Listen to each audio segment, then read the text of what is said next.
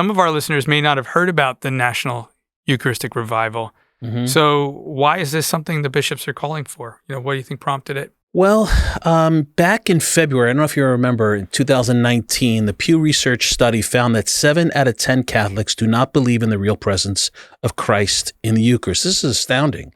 Most people don't really know what the Church teaches about transubstantiation, for example. And stunningly, more than 1 out of 5 Catholics reject the belief in the real presence of Christ in the Eucharist, even when knowing what the Church teaches. Wow. To add to that, roughly 30% of Catholics never attend Mass, and that number has been sharply growing, while only 36% of Catholics attend weekly.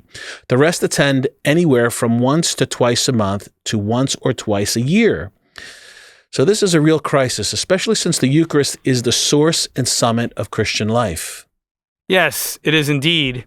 And maybe we should discuss why the Eucharist is the source and summit of the Christian life.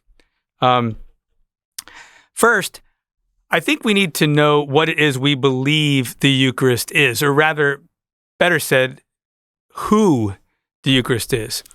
You mentioned the word transubstantiation.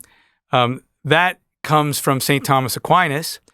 Basically, in order to understand what the Church teaches about the Eucharist as the real presence of Christ, as his body, blood, soul, and divinity, we need to understand the difference between what Aristotle called substance and what he called accidents. So the substance is what something is, okay? So the whatness of a thing.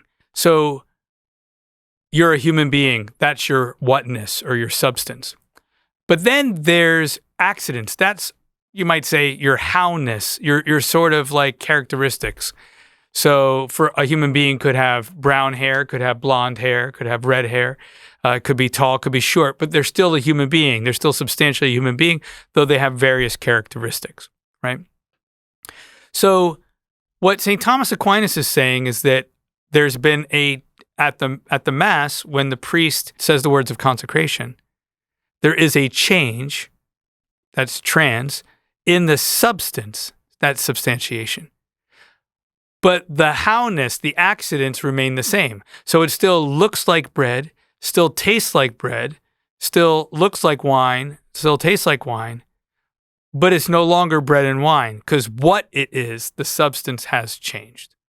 So many people don't know that that's indeed what Catholics believe about the Eucharist, that it is no longer bread, it is no longer wine, though it retains the appearances of bread and wine, that it is now Jesus himself. And by the way, it's the whole Jesus, his body, blood, soul, and divinity. And this is another important point, because when we talk about the Son of God becoming man, what we mean to say is that Jesus has two natures. Jesus has a divine nature and a human nature. But Jesus' human nature, because he has a full human nature, has a human body and a human soul. We receive all of him. That we receive the divine person that is totally human and totally divine. That's why we say body, blood, soul, which refers to his human nature, and divinity, which refers to his divine nature. Okay? In other words, we receive the whole Jesus.